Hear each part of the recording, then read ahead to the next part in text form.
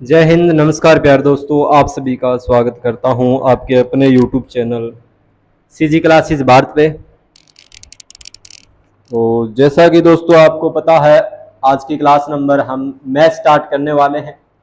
जो target 40 classes के अंदर जो भी बच्चे प्रेजेंट रहते हैं, मैथ करते हैं ऑफलाइन क्लासेस के अंदर, वो ऑनलाइन क्लासेस का फ़ायदा उठा सकते हैं, ताकि अच्छे से रिवीजन हो जाएगा आपका और बेटर समझ में आएगा। ठीक है, तो इसी प्रकार क्लास नंबर 1 रहेगी और मैथ का इंट्रोडक्शन हम करेंगे आज, और कुछ सवाल भी करेंगे परसेंटेज के। ठीक है, क्लास नंबर है आपकी 1। ठीक है, परसेंटेज। सबसे पहले बात आती है मैथ्स की। ठीक है, कॉम्पिटिटिव एग्जाम के अंदर मैथ का पोर्शन अक्सर देखा जाता है, और आप सभी जानते हैं कि मैथ एक मुख्य विषय है और जिसके बारे में चर्चा करना बनता है।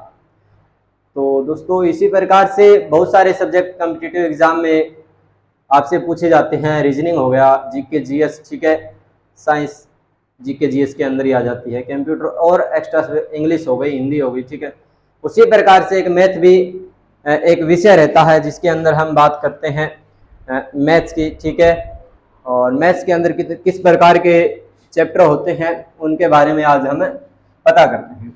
मैथ्स इंट्रोडक्शन की बात करते हैं। Maths introduction. तो सबसे पहले बात आती है दोस्तों, भी कौन सा चैप्टर सबसे पहले किया जाए। मैं आपको बताता हूं, सबसे पहले चैप्टर आपका आता है परसेंटेज। कौन सा है? परसेंटेज। ठीक है, इसके बाद में दूसरा चैप्टर हम करेंगे, इसी के बेस पर करेंगे। अगर हमारा परसेंटेज चैप्टर बिल्कुल अच्छे से हमको अगर आ जाता है, तो इसके ऊपर बनने वाले अरिथमेटिक के 10 से 12 यानी कि 13 चैप्टर आपके कंप्लीट होते हैं। तो हम रेगुलर क्लासेस रखेंगे। ठीक है, टाइम वाइज सवाल करेंगे। तो परसेंटेज के बाद में आपका दूसरा चैप्टर होता है प्रॉफिट एंड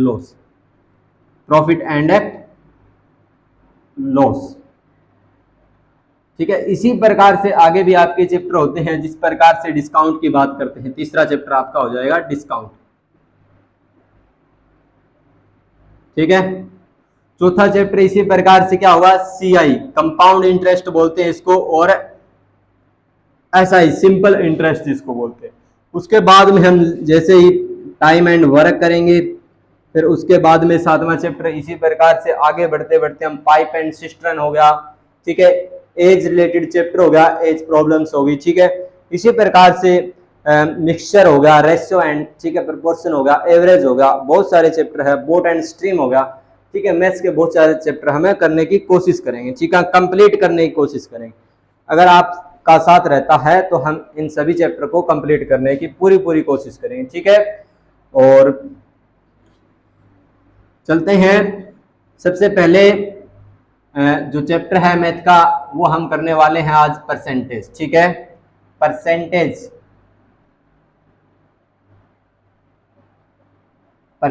ठीक है, प्रतिशत। जो ऑफलाइन क्लासेस चल रही है उसके अंदर परसेंटेज के आज मेरे हिसाब से 9-10 टाइप हो चुके हैं, और हम बिल्कुल ही बेसिक से दोबारा से स्टार्ट करते हैं। जिनको पीछे क्लासेस में नहीं समझ में आया ऑफलाइन क्लासेस में, वो यहाँ से आप कवर कर सकते हैं। ठीक है, तो प्रतिशत का मतलब क्या होता है? देखो, प्रतिशत का मतलब होता है पर, यानी कि पर का मतलब होता है आउट ऑफ, और सेंट का मतलब होता है 100, आउट ऑफ 100। यानी कि 100 में से कोई संख्या या फिर कोई वस्तु, 100 में से उस वस्तु का कितना हिस्सा है। ठीक है, इस प्रकार से बात करते हैं। तो इसी प्रकार से जिसे मैंने कहा कि 20%, क्या कहा? 20% का मतलब क्या होता है? देखो, एक तो परसेंटेज आपका प्रतिशत चैप्टर है। जैसे ही 20% में कोई वैल्यू दी जाती है तो प्रतिशत हटाते हैं और नीचे कितना आ जाता है? 100 आ जाता है। इसका मतलब क्या है दोस्तों कि 100 में से 20% कितना होता है? 100 में से 20%, 100 का 20% कितना होता है? इस प्रकार से हम इसको बोलते हैं। 100 में से 20% कितना है? ठीक है, तो 20% हिस्सा कितना है? 100 का 20% हिस्सा है आपका 1/5। ठीक है, इसी प्रकार से 20% 1/5 हो गया, यहाँ से पता लग गया आप। इसी प्रकार से मैं बात को करूं 30% की, 30% 100 में से कितना है, 100 का 30% कितना होता है, देखो भाई 100 में से 30%, 100 में से 30% 3/10 होता है। इसी प्रकार से ठीक है, 100 में से कितना हिस्सा है, 20%। ठीक है, उसी प्रकार से हम बात करते हैं। तो आइए दोस्तों, अब देखो कुछ डेफिनेशन होती है, उसकी मैं डेफिनेशन लिखवा देता हूं, अगर आप चाहो तो लिख सकते हो। प्रतिशत एक ऐसा अध्याय है जिसके अंदर हम बहुत सारे जो अरिथमेटिक के चैप्टर होते हैं उनके अंदर मतलब बहुत ही महत्वपूर्ण योगदान देता है प्रतिशत जो चैप्टर है आप सभी के सामने। ठीक है, आवाज मेरे हिसाब से बिल्कुल अच्छी से और बहुत ही अच्छे ढंग से क्लियर हो रही है और वीडियो भी साफ सफाई बिल्कुल अच्छे से दिखाई दे रहा हो। ठीक है, तो देखो दोस्तों, प्रतिशत का तात्पर्य एक ऐसी भिन्न से है जिसका हर कितना होता है, लिख लेना, प्रतिशत का तात्पर्य एक ऐसी भिन्न से है, ऐसी भिन्न से है जिसका हर कितना होता है, 100 होता है, जिसका हर कितना होता है, 100 होता है। हर एक होता है अंश, ठीक है, और एक होता है हर। देखो इसको याद कैसे रखोगे, ए सबसे पहले आता है और है सबसे बाद में आता है, बाद में आने वाला नीचे होता है। ठीक है, अंश और हर, इस प्रकार से आप याद कर सकते हैं इसको।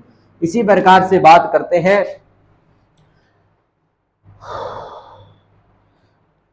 देखो भाई किसी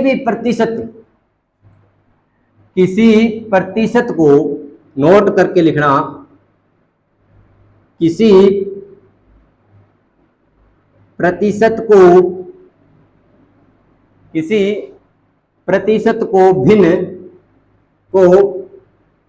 भिन्न या फिर कहूं दशमलव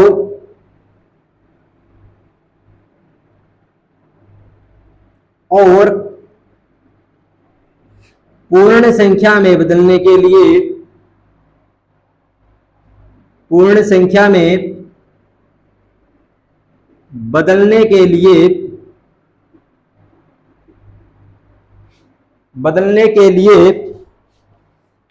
पूर्ण संख्या में बदलने के लिए 100 से भाग दिया जाता है, 100 से भाग दिया जाता है। ठीक है, भाग दिया जाता है।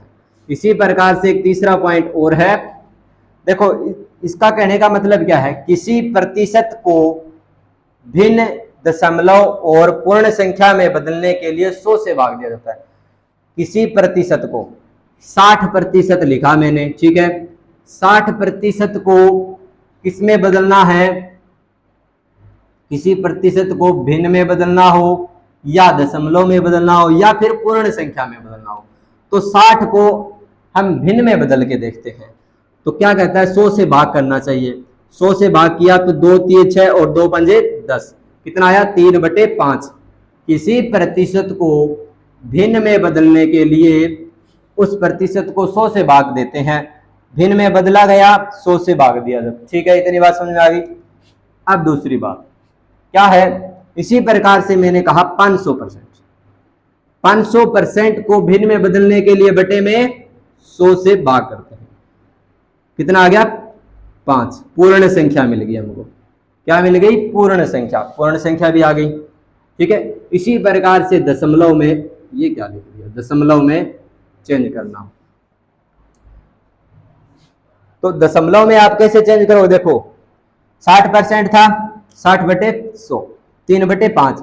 अब देखो इस 3 को डिवाइड कर दो 5 से, 0 पॉइंट या 0, 5 के 30। ठीक है, किस में चेंज हो गया, दशमलव में, 0.6। यहां तक किसी को कोई दिक्कत नहीं होनी चाहिए। अब चलते हैं आगे, तो नेक्स्ट पॉइंट क्या है, नेक्स्ट पॉइंट देखता हूं, नीचे जगह है तो देखो यहां पर नोट कर लेते हैं नेक्स्ट पॉइंट क्या है। सारे के सारे नोट्स बनाते रहना जो ऑफलाइन बेच के अंदर पढ़ रहे हैं। ठीक है, तो किसी भिन्न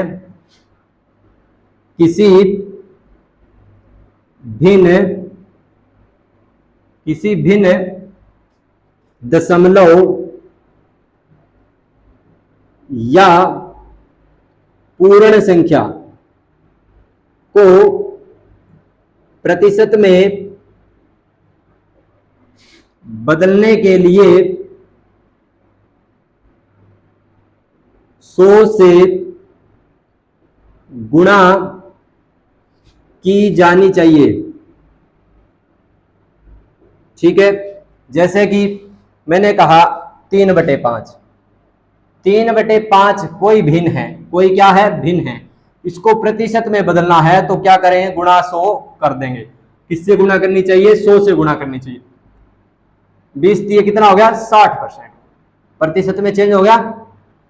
कोई पूर्ण संख्या है, कोई पूर्ण संख्या है, प्रतिशत में बदले गुणा में 100, कितना हो गया, 500%।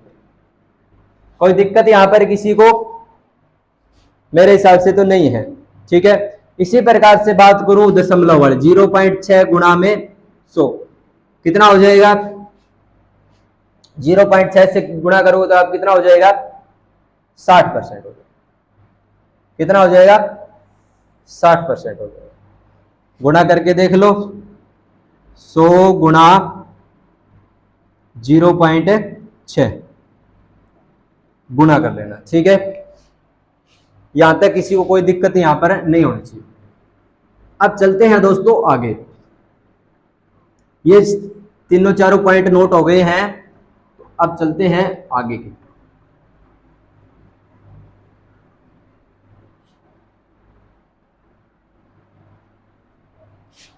तो कुछ महत्वपूर्ण प्रतिशत के मान याद रखने के लिए, कुछ महत्वपूर्ण प्रतिशत मान, ठीक है, जो आपको याद रखने ही रखने हैं, कुछ ही हो जाओ चाहिए। ठीक है, प्रतिशत के मान आपको क्या करने हैं, याद रखने हैं। जिस प्रकार से मैंने कहा 1/1 कितना होता है, प्रतिशत में बदलो। कोई भी फ्रैक्शन है उसको अगर आप प्रतिशत में बदलना चाहते हैं तो आपको 100 से क्या करना पड़ेगा, गुणा करना पड़ेगा। ठीक है, कितना हो गया, 100% हो गया। कोई दिक्कत है, कोई फ्रैक्शन है उसको अगर 100 से गुणा कर दिया जाए तो प्रतिशत में कितना आ जाएगा, 50% आ जाएगा। कोई फ्रैक्शन है अगर उसको 100 से गुणा कर दिया जाए तो कितना आ जाएगा, 33 सही 1/3% आ जाएगा। ठीक है, 100 को 3 से भाग दे के देख लेना। 1/4 कितना होता है, 25% होता है। 1/5 कितना होता है, 20% होता है। ठीक है, यहां तक स्पष्ट दिखाई दे रहा है सभी को। 1/6 कितना होता है, आ जाओ, 1/6 16 सही 2/3% होता है। 1/7 कितना होता है, 14 सही 2/7% होता है। 1/8 कितना होता है, 12.5% होता है। 1/8 कितना होता है, 12.5%।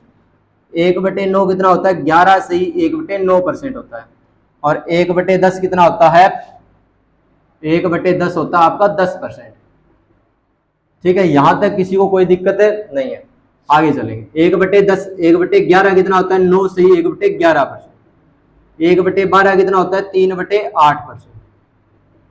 अच्छा, और आगे देखो, 1/12 हो गया, 8 सही 1/3%। 8 सही 1/3%, 1/12, 8 से 1/3%। ठीक है, 12.5% 1/8 हो गया। ठीक है, 1/12 8 से 1/3%। बताऊंगा सभी समझाऊंगा, कोई दिक्कत। 1/14 कितना होता है, 1/14, ठीक है, 1/14 है आपका 7 सही 1/7%। इसी प्रकार से है 1/15। 1/15 होता है दोस्तों 6 सही 2/3%, 6 सही 2/3%। और 1/16 है, 1/16 होता है आपका 6 सही 1/4%, 6 सही 1/4%। अच्छा, इसी प्रकार से बात करते हैं 3/8 की। 3/8 कितना होता है, 37.5%। 3/8 कितना होता है, 37.5% होता है। 7/8 की बात करते हैं। जब आपको अगर 1/8 पता है तो 7/8 भी आपको पता है। ठीक है,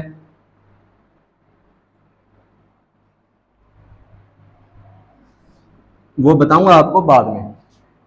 अच्छा, 4/7 और देख लो, एक 4/7 कितना होता है? 57 होता है। ये दोस्तों आपकी महत्वपूर्ण प्रतिशत के मान है और इनको याद करना बहुत ही जरूरी। ठीक है, 2-3 बार देखोगे आपको याद हो जाएंगे। ठीक है, ये 1-2 थोड़ी सी टफ है, इनको याद कर लेना। अब दोस्तों मैं आपको समझाने वाला क्या था, यहां देखो, ध्यान करो। 1/11 9 से 1/11% ही क्यों होता है? 11 में कितना हो गया? 99 और एक कितना हो गया? 100। 100/11 हो गया।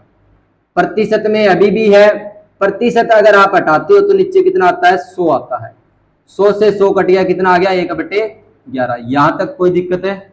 पता लग गया कि 9 से 1/11% 1/11 कैसे होता है? हो गया इतना सोल्व। अब आ जाओ आगे। 14 से 2/7% 1/7 ही क्या होता है? 14 सत्ते 98। 14 सत्ते कितना हो गया? 98 और प्लस में 2 कितने हो गए? 100 हो गए। 100/7 और प्रतिशत था गुणा बटा में 100। 100 से 100 कट गया, 1/7। कोई दिक्कत यहां पर किसी को नहीं होनी चाहिए। अच्छा, 57 से 1/7% 4/7 होता है। क्यों होता है? 57 सत्ते गुणा कर लेना यहां पर और प्लस में 1 कर देना और बटा में प्रतिशत हटा के वो लिख देना। ठीक है, तो कितना आ जाएगा? 4/7 आ जाएगा। इतनी बात समझ में आ गई? कुछ खुद करना। अच्छा, 25% 1/4 होता है। 25/100 प्रतिशत हटाया तो 25 से कम 25, 25 चौके 100, 1/4 हो गया। अब कुछ बातें और देखने की, यहां पर ध्यान देने की जरूरत है। अब देखो क्या है, ये आपको मान सभी को याद रखने हैं। ठीक है, अब यहां ध्यान दो, 14 से ही 2/7% है। जैसे कि 14 से 2/7% कितना होता है? 1/7 होता है। इतनी बात समझ में आ रही है? 14 से 2/7% कितना होता है? 1/7 होता है। 1 मिनट वेट करेंगे, मैं आपको थोड़ा सा और बढ़िया समझा देता हूं। अब देखो, 14 से 2/7% 1/7 होता है। ये होता है आपका ओरिजिनल नंबर। क्या होता है? ओरिजिनल नंबर, यानी कहें कि वास्तविक संख्या। वास्तविक संख्या, इस संख्या का 14 से 2/7% है। इस संख्या का 7 का इतना प्रतिशत ये वाला नंबर होता है। 7 का इतना प्रतिशत ये वाली संख्या होती है। ठीक है, 7 का इतना प्रतिशत ये वाली संख्या होती है। यहां लिख लो, 7 का 14 से 2/7% 1 होता है। 1 होता है। और ये होता क्यों है ये भी देख लो। 7 का मतलब होता है गुणा 14 से 2/7% को यहां सोल्व कर। 14 सत्ते 98 और 2 कितने हो गए? 100/7। प्रतिशत था, बटा में आ गया 100। बराबर किसकी होता है? 1 की होता है। 100 से 100 कट गया, 1 7 से 7 कट गया, यहां बच गया 1 इस साइड बच गया और 1 इस साइड बच गया। दोनों साइड 1, राइट हैंड साइड और लेफ्ट हैंड साइड क्या हो गए? दोनों बराबर हो गए। ठीक है, यहां तक किसी को कोई दिक्कत नहीं होनी चाहिए। इसीलिए क्या होता है? 7 का इतना प्रतिशत 1 होता है। ये बात आपको समझ में आ गई होगी यहीं पर। ठीक है, इसी प्रकार से कोई भी उठा ले, 12 का इतना प्रतिशत 1 होता है। ठीक है, 9 का इतना प्रतिशत 1 होता है, ऊपर वाली संख्या। 7 का इतना प्रतिशत 4 होता है। 8 का इतना प्रतिशत 3 होता है। 15 का इतना अच्छा ठीक है, 15 का इतना प्रतिशत 1 होता है। ठीक है, ऊपर वाली संख्या। अब क्वेश्चन कैसे बनते हैं देखो, क्वेश्चन देखें कैसे बनेंगे।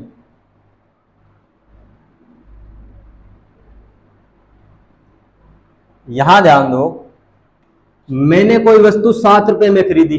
ठीक है, मैंने कोई वस्तु कितने में खरीदी? 7 रुपए में खरीदी।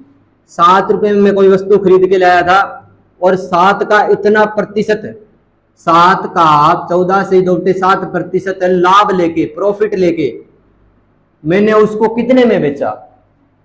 मैंने कोई वस्तु 7 रुपए में खरीदी थी और 14 से 2/7% का लाभ कमा के मैंने उसको कितने में बेचा? तो देखो, 7 का इतना प्रतिशत क्या होता है? 1 होता है। ठीक है, अब सिंपल सी बात है, यहां पर रुको एक बार। मैंने कहा किसी संख्या में हम उसका 14.7% जोड़ दें तो हमें क्या प्राप्त होगा। अगर इसी की जगह मैं लिखता, यदि मैं किसी वस्तु को 7 रुपए में खरीद के लाया था और 14.7% का लाभ लेके उसको कितने में बेचा, तो आपको बेचने वाला मूल्य बताना होता है। तो दोस्तों इस बात को ध्यान से समझना, 7 का इतना प्रतिशत ये वाली संख्या होती है, और क्वेश्चन हमेशा ऐसे बोलता है 7 का इतना प्रतिशत अगर उसमें जोड़ दें, 7 का इतना प्रतिशत उसमें जोड़ दें, सीधा नहीं बोलेगा आपको कहेगा किसी संख्या में हम उसका 14.7% जोड़ दें, यानी कि वो कह रहा है 7 में आप 1 जोड़ दो, ठीक है, ये बोला है सिंपल सी।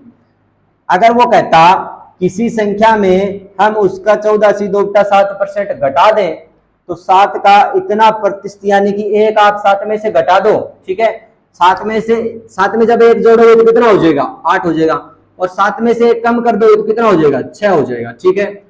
अब ये क्वेश्चन देखो, किसी संख्या में हम उसका इतना प्रतिशत जोड़ दें, कोई संख्या है हमें कौन नहीं पता कौन सी संख्या है, वो संख्या आपको मान के चलनी है ओरिजिनल नंबर। ओरिजिनल नंबर कौन सा, ये वाला। वास्तविक संख्या कौन सी है, वो 7 है। वास्तविक संख्या कौन सी है, 7 है। 7 का इतना प्रतिशत ये वाला होता है। किसी संख्या, कोई संख्या में हम उसका इतना प्रतिशत, इसका इतना प्रतिशत अगर ये जोड़ दें तो हमें क्या प्राप्त होगा, 7 में इसका इतना प्रतिशत यानी 1 जोड़ दूं तो मेरे को कितना प्राप्त होता है, 8 प्राप्त होता है। लेकिन क्वेश्चन यही नहीं रुकता, आगे चलता है। क्वेश्चन क्या कहता है फिर, ये क्वेश्चन कहता है 7 का इतना प्रतिशत ये वाला इसमें जोड़ दिया जाए तो हमको 64 प्राप्त होता है, ठीक है। यहाँ क्वेश्चन कहेगा जोड़ दें तो हमें 64 प्राप्त होता है, तो वह संख्या बताइए, ठीक है। अब देखो 7 का इतना प्रतिशत 1 इसमें जोड़ दिया, हमको कितना प्राप्त हो गया, 8 प्राप्त हो गया। लेकिन क्वेश्चन ने क्या कहा, हमें 64 प्राप्त होता है, 8 नहीं 64 प्राप्त होता है।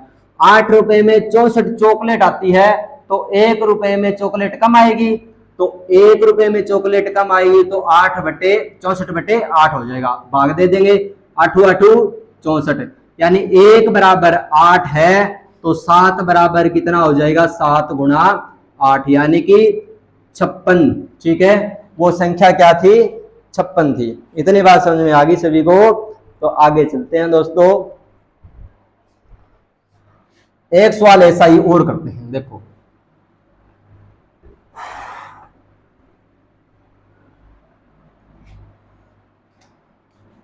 मैंने कहा 16 से 2/3% कितना होता है, 1/6 होता है।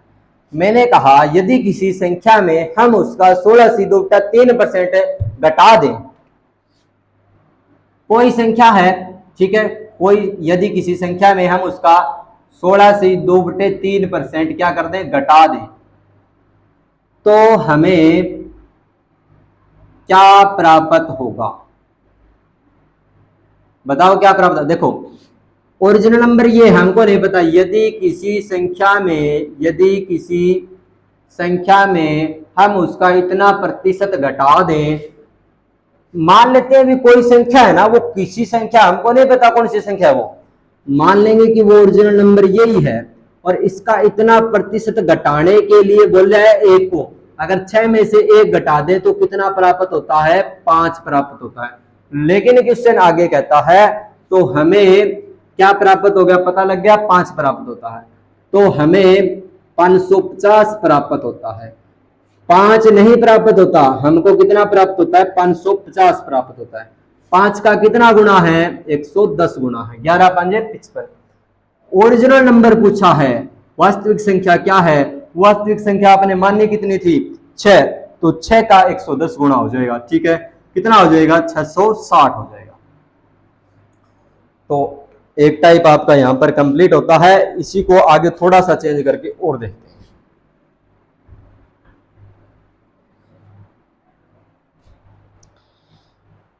अब जिस प्रकार से मैंने कहा था कि ये चैप्टर काफी मतलब और चैप्टरों पर भी लागू होता है। कैसे होता है? मैंने कहा अब दोस्तों कुछ बातें सीखने की है यहां पर। देखो, एक होता है अपना सीपी। सीपी क्या होता है? कॉस्ट प्राइस जिसको बोलते हैं। कॉस्ट प्राइस क्या कहेंगे? क्रय मूल्य। क्रय मूल्य यानी कि खरीदा गया मूल्य। एक होता है दोस्तों सेलिंग प्राइस। सेलिंग प्राइस बिक्री मूल्य, बेचा गया मूल्य, जिस मूल्य पर वस्तु बेची जाती है, ठीक है, बिक्री मूल्य। इसको एसपी सेलिंग प्राइस बोलते हैं, सेलिंग प्राइस, ठीक है। एक होता है दोस्तों आपका प्रॉफिट, जिसको लाभ बोलते हैं। एक होता है आपका लॉस, इसको हानि बोलते हैं, ठीक है। और ये ही दोनों प्रॉफिट एंड लॉस हमेशा किस पे होते हैं? प्रॉफिट एंड लॉस हमेशा सीपी पर होते हैं। प्रॉफिट एंड लॉस किस पे होते हैं? क्या हो रहा है पता नहीं। प्रॉफिट एंड लॉस किस पे होते हैं? हमेशा सीपी पर।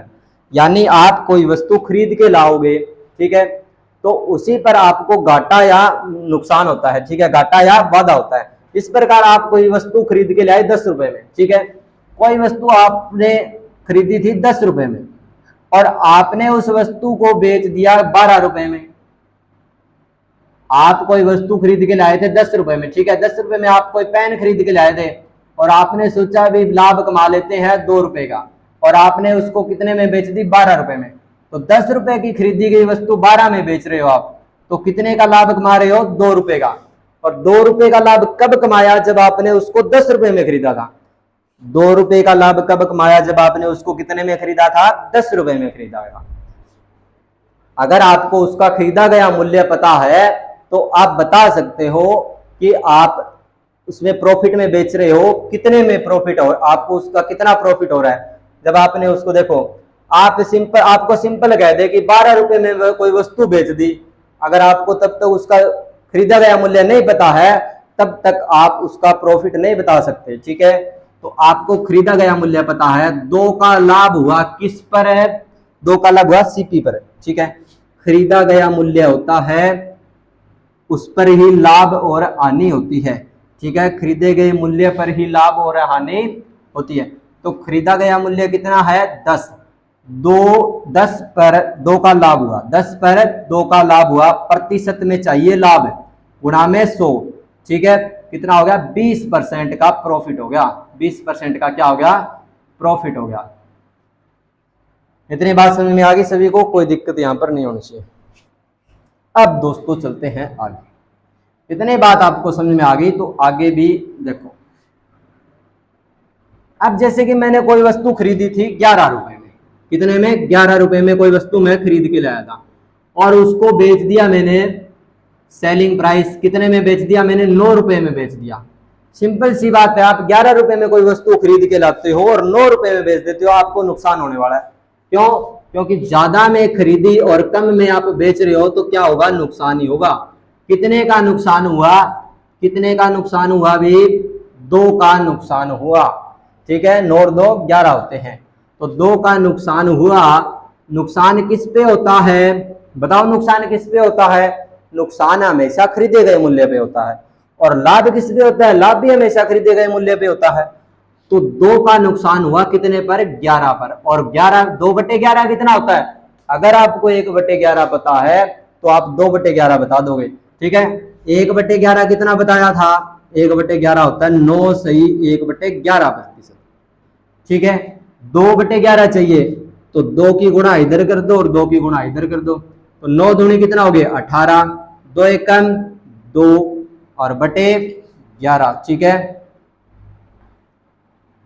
18 सही 2/11% का क्या हो गया? लाभ हो गया, नहीं नुकसान होगा, ये लॉस होगा। क्योंकि 11 की खरीदी गई वस्तु कितने में बेच रहे हो? 9 रुपए में बेच रहे हो। अब चलेंगे आगे।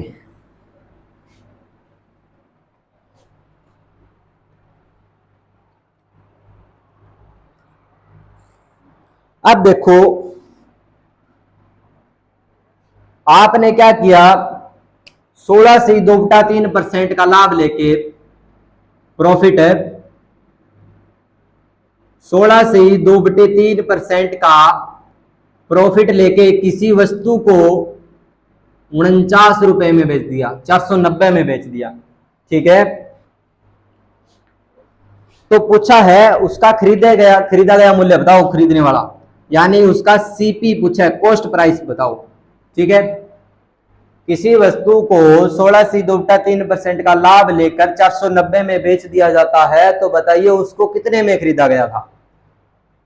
तो बताओ भी कितने में खरीदा गया था। देखो 16 से 2/3% की ओर ध्यान देना है। 16 से 2/3% कितना होता है फ्रैक्शन में, 1/6 होता है। यानी कोई वस्तु 6 रुपए में खरीदी गई थी, मान लेते हैं सीपी तो हमको पता ही नहीं है, हमने मान लिया कि कोई वस्तु कितने में खरीदी गई थी, 6 रुपए में। ओरिजिनल प्राइस यही मानता है। ठीक है, original number, original price, original वेतन, ठीक है, कुछ भी हो ओरिजिनल ये मानना है नीचे वाला। तो इसका इतना प्रतिशत 1 रुपए का क्या कमाया, लाभ कमाया, और 6 पर 1 का लाभ, यानी कि 6 पर 16 से 2/3% का लाभ, यानी कि कितने में बेच दी, 7 रुपए में बेच दी। ठीक है, 7 में नहीं बेची, क्वेश्चन कहता है 490 में बेची। कितने में बेची है, 490 में। 7 का कितना गुना है, 70 गुना। 7 का कितना गुना है, 70 गुना। तो खरीदी भी कितने में होगी, 70 गुना में खरीदी होगी। तो 7 छिके 42, 420 रुपए में खरीदी वस्तु 16 से 2/3% का लाभ लेके 490 में बेच दी। ठीक है, तो इतनी बात समझ में आ गई होगी सभी को। अब चलेंगे आगे।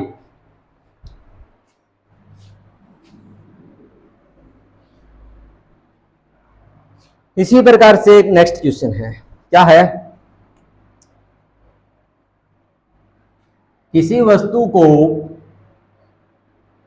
10% का लाभ लेकर 10% के नुकसान खाके, ठीक है, 10% का घाटा खाकर किसी वस्तु को 10% का घाटा खाकर किसी वस्तु को 10% का घाटा खाकर किसी वस्तु को 810 रुपए में बेचा जाता है, तो उसका खरीदा गया मूल्य बताओ, सीपी बताओ। ठीक है, सीपी बताइए, खरीदा गया मूल्य बताइए। किसी वस्तु को 10% के हानि पर 810 रुपए में बेचा जाता है, तो बताओ कितने में खरीदा था। देखिए 10% का मतलब कितना होता है, 10% का मतलब होता है 1/10। कितना होता है, 1/10 होता है। तो 10 का 10% नुकसान में बेच दी गई, तो 10 का 10% कितना होता है, 1 होता है। यानी 1 नुकसान में बेच दी गई, कितने में बेच दी गई, 9 रुपए में बेच दी गई। लेकिन क्वेश्चन कहता है 810 में बेची गई, 9 की नहीं 810 की बेची गई है। कितना गुना है, 90 गुना है। तो खरीदी कितने में गई होगी, 90 गुना। कितने में खरीदी गई होगी, 900 रुपए में खरीदी गई होगी। ठीक है, 900 रुपए की वस्तु पर 10% की हानि लेके कितने में बेच दी, 810 रुपए में बेच दी। ठीक है, तो इतनी बात समझ में आ गई, चलेंगे आगे।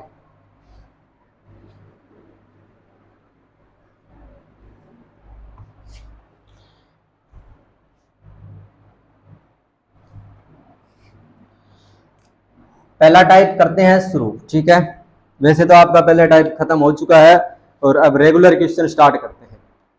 यदि किसी संख्या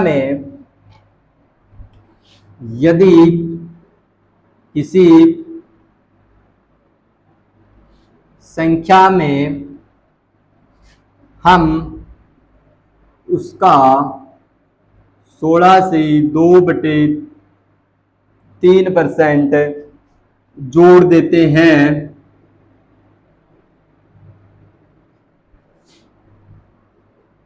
तो हमें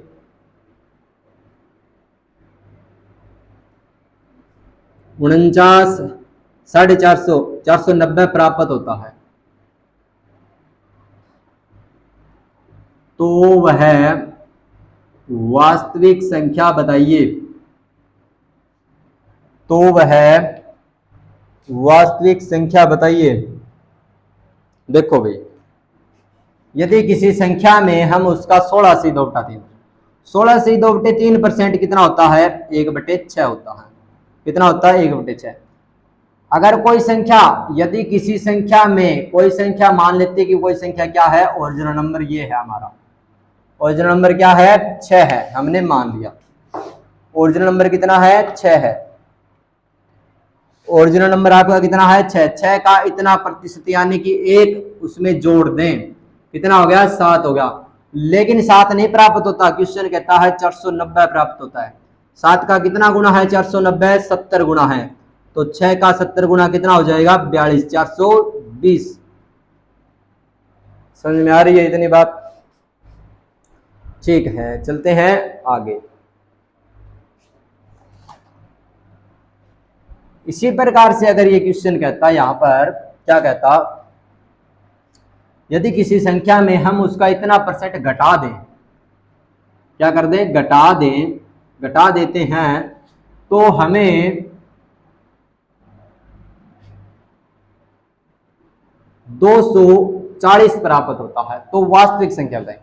16 से 2/3% कितना होता है? 1/6 होता है। कितना होता है? 1/6। 6 का इतना प्रतिशत अगर 1 घटा दूं, 6 में से 1 घटा दूं, कितना हो गया? 5 हो गया। 5 नहीं, कितना होगा? 240 होगा। 5 नहीं, कितना होगा? 240। 5 प्राप्त नहीं होता, कितना प्राप्त होता है? 240 होता है। 5 का कितना गुना है? 5 चौके 20 और 5 अट्ठा 40, सही है, 48 गुना। तो 6 का भी 48 गुना कर देंगे। 6 अट्ठा 48, 4 6 चौक 24 और 4 कितने हो जाएंगे? 28। ये आपका राइट आंसर हो जाएगा। ठीक है, इतनी बात समझ में आ रही है सभी को? चलेंगे नेक्स्ट क्वेश्चन पे। नेक्स्ट क्वेश्चन क्या है? नेक्स्ट क्वेश्चन है दोस्तों आप सभी के सामने है,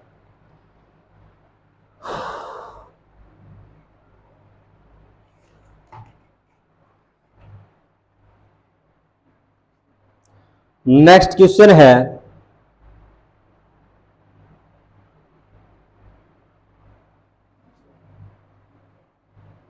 यदि किसी संख्या में हम उसका 37.5% जोड़ दें, 37.5%, 37.5% क्या कर दें? जोड़ दें, तो हमें 24 से 3/4 प्राप्त होता है। 24 से 3/4 प्राप्त होता है। तो संख्या पूछिए, देखो यदि कोई संख्या है 37 से 1/2%, कितनी है, कौन सी संख्या, ये पता लग जाएगा। 37 से 1/2% आपका कितना होता है? बताओ कितना होता है? 37 से 1/2% होता है आपका 3/8 होता है। 8 का इतना प्रतिशत अगर 3 उसमें जोड़ दिया जाए तो हमको कितना प्राप्त होता है? 11 प्राप्त होता है। लेकिन क्वेश्चन कहता है 11 नहीं, हमको 24 से ही 3/4 प्राप्त होता है। 24 से 3/4 को क्या लिख सकते हैं? 24 चौके 96 और 3 कितने होंगे? 99/4। 11 रुपए में 99/4 टॉफी आती है, तो 1 रुपए में बटे 11। ठीक है, 11 से 9 पे 9/4 गुना, कितना गुना? 9/4। तो 8 का भी कितना हो जाएगा? 9/4 गुना हो जाएगा। तो 8 का 9/4 दूनी 8, 9 दूनी 18 हो जाएगा। ठीक है, यहां तक किसी को कोई दिक्कत नहीं होनी चाहिए। अब चलते हैं आगे।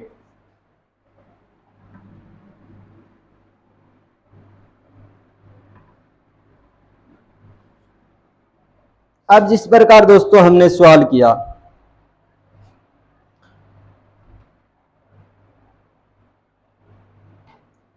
इसी प्रकार से अब सवाल चेंज होके आता है। यदि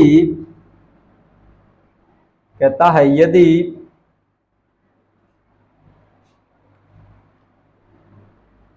2412 में हम उसका 33 से 1/3% घटा दें, जोड़ दें, 33 से 1/3% जोड़ देते हैं, जोड़ दें, तो हमें क्या प्राप्त होगा?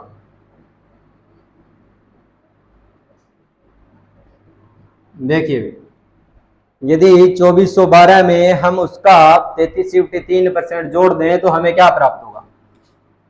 33 से ही 1/3% कितना होता है? 1/3 होता है। कोई संख्या ये मान के चलते थे, लेकिन अब की बार कोई संख्या किसी संख्या की जगह हमको दे रखी है। संख्या 3 नहीं है, संख्या कितनी है? 2412 है। कितनी है? 2412। 2412 3 का गुणा है, 3 अट्ठे 24 और 0 कट्ठे उतारेंगे, 3 चौके 12, 804 गुणा 3 का इतना प्रतिशत अगर उसमें जोड़ दिया जाए तो हमको कितना प्राप्त होता है? 4 प्राप्त होता है। तो 4 नहीं, 4 का 804 गुणा निकाल दो। ठीक है, 4 अट्ठा 4 चौके 16, 4 0 0 1, 4 अट्ठा 3216 आपका राइट आंसर हो जाएगा। अगर यही क्वेश्चन हमको कहता है यदि 2412 में हम उसका इतना प्रतिशत घटा दें, यदि किसी संख्या ये 2412 है, यदि 2412 में हम उसका इतना परसेंट घटा दें तो हमें क्या प्राप्त होगा? तो 3 में से घटा देंगे एक 2, और 2 का 804 गुणा कितना हो जाएगा? 2 चौके 8, 2 0 0, 2 अट्ठे 16, 1608 हो जाएगा। यहां पर किसी को कोई दिक्कत है? नहीं होनी चाहिए। अब चलते हैं आगे। इस प्रकार के सवाल हो जाएंगे। ठीक है, कोई दिक्कत किसी को नहीं होनी चाहिए मेरे हिसाब से। तो